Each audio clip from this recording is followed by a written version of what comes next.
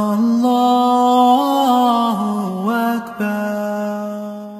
أعوذ بالله من الشيطان الرجيم. بسم الله الرحمن الرحيم. إن الحمد لله نحمده ونشكره ونستعينه ونستغفره ونتوب إليه ونشهد أن لا إله إلا الله وحده لا شريك له ونشهد أن محمدا عبده ورسوله. رب اشرح لي صدري ويسر لي أمري واحلل عقدة من لساني يفقه قولي. السلام عليكم.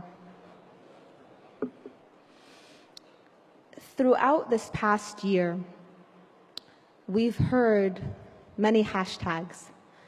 Hashtag #MeToo, hashtag MWD, hashtag Can You Hear Us Now? With each of these campaigns that took to social media, we've seen a sense of a group of people who have long felt themselves vulnerable, who have long felt voiceless, who have long felt silenced and oppressed by a society that suppresses. And in embarking on these different campaigns, the sense of silence was broken. As young women began to open up and speak about things that were once unspeakable, to speak about abuse, sexual harassment, situations of sexual assault, to speak about difficulties and problems, but to also speak about strength, to speak about unity, to speak about sisterhood. We began to see some of those chains that have held many women back for many years broken. When we use the word feminism in our communities, we often feel like we're spitting out a dirty word. But what is feminism? When we look at the denotative definition, the dictionary definition of feminism, we see that it is the fight for equality, the fight for justice, the stand against oppression. Yet when we look at the connotative definition, the definition that so many people have attributed to the word, it becomes one of misandry, of hatred towards men, of feeling like an unequal essence has developed. But when we go back to the spirit of a fight for equality, a fight for justice, a stand against oppression, then we know that each and every single one of us in this room is commanded by Allah subhanahu wa ta'ala to stand tall in that fight, to be with the oppressed and to stand against the oppressor. Just a few short days ago, many of us may have seen online and in different campaigns a celebration of Muslim Women's Day. And many times the question arises, why do we need to celebrate Muslim Women's Day? Or for that matter, why March 8th, International Women's Day? Or for that matter, why an entire month dedicated to women?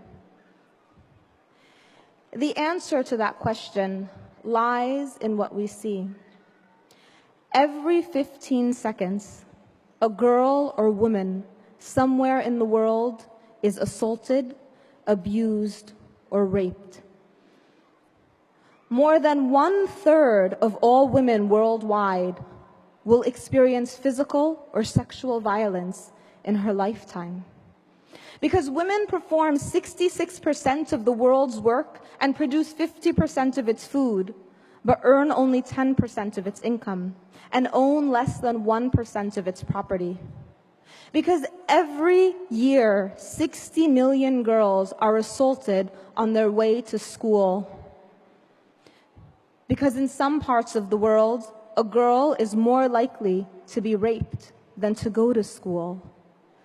This is not our Islam. This is not what we as Muslims stand for. And until we fix this, until we stand against the oppression, the assault, the abuse, the injustice towards women, then we have to set aside not just a day, but every day of every year to make this change happen. When we can replace this reality with the reality of raising our daughters as leaders who will be judged on the trails they blaze rather than the blazers they wear, where they can confidently say smart is stronger than cute, when they see the beauty that exists inside themselves and refuse to succumb to a definition that stymies their strength, then we can do away with celebrating women just one day out of the year, because we'll know that we've built a world of justice, a world where equality isn't about women striving to be men, but about women recognizing that their value is not judged by any lesser or shallower set of standards. This is what we must strive for.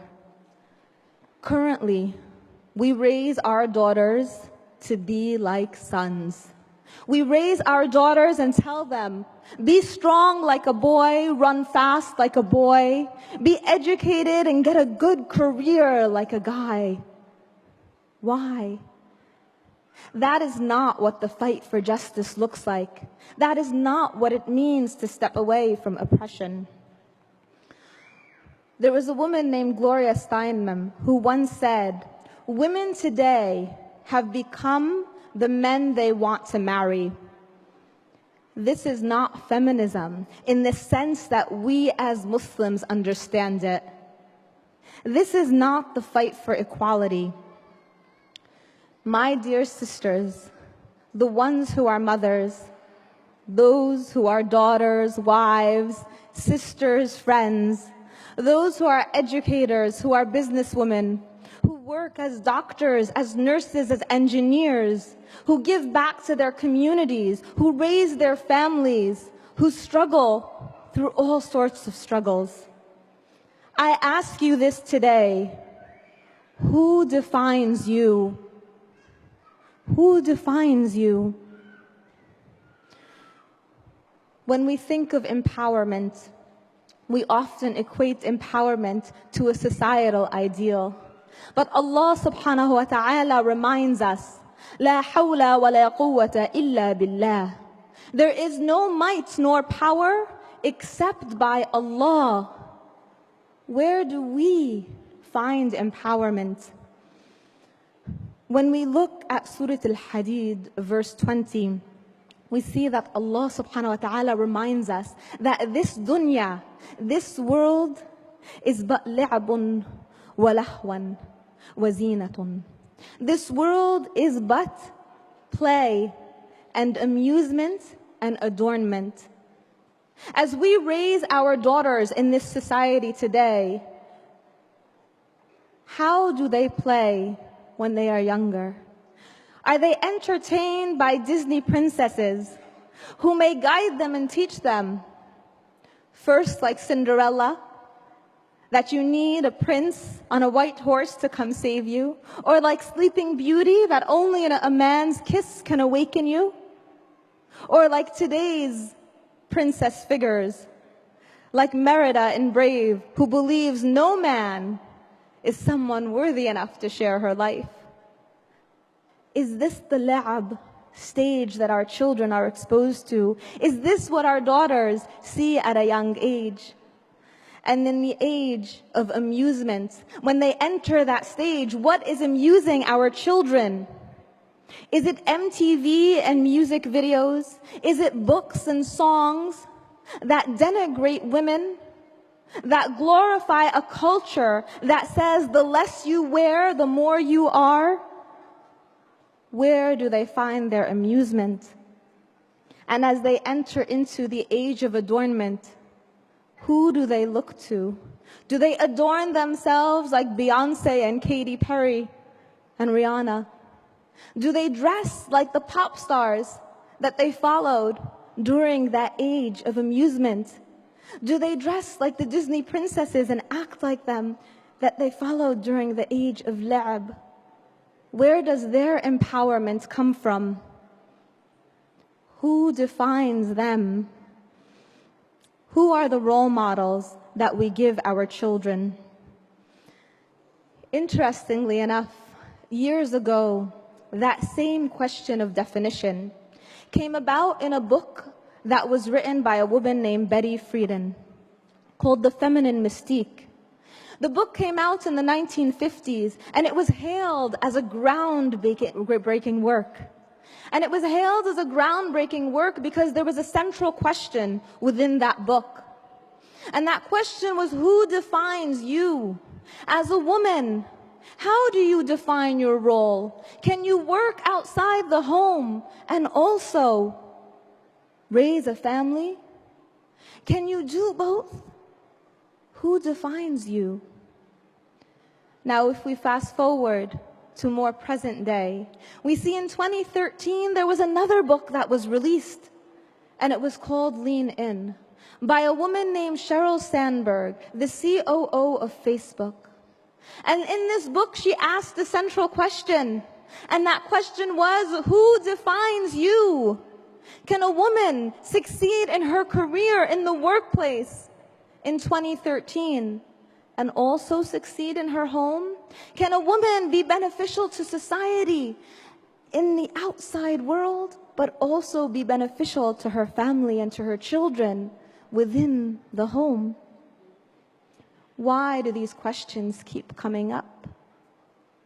For us, as Muslim women, as Muslim men, we have our answer.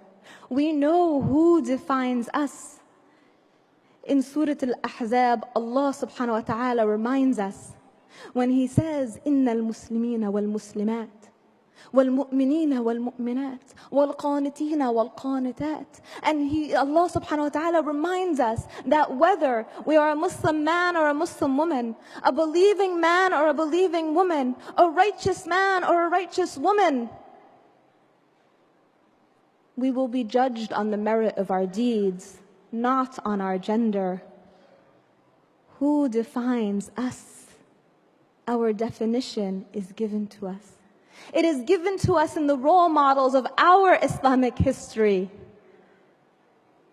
Where is the next Nusayba? Where is the next Ash-Shifa bint Abdullah? Where is the next Sumayya? In this room, right here, because our Muslim sisters, our Muslim daughters, the Muslim wives, the Muslim mothers, the Muslim women of today carry the legacy of Khadija, carry the legacy of Aisha, carry the legacy of Fatima radiallahu anha. And this is a legacy that will not dim if we return to our roots and stop allowing society to define us. There will come a day where we will be able to look at our daughters, look them straight in the eye and tell them that they matter, not just to us, but to the whole world. And they will see it and they will believe it, because they will not feel that entering the masjid that has a beautiful marble staircase and heavy glass doors at the men's entrance is exclusionary and does not include them. And instead, they have to trek down the road, around the corner, through an alley to get to the back women's entrance. This is not our Islam. Our deen teaches us justice. Our deen teaches us equality. Our deen teaches us to stand in the face of oppression. And so it is incumbent upon each and every one of us to be able to stand to the oppressions, the injustices, and that which we see occurring around the world, so that one day we can say that the reality that we live in is a reality that pleases Allah. And we can tell our daughters that what they are made up of is more important than any sort of makeup. And we can tell our daughters that they have to stand proud, that they have to shout. Who defines them? Because it is Allah subhanahu wa ta'ala, the Creator, who has created each and every one of our girls to be perfect as they are. Jazakumullahu khair. Assalamu alaikum.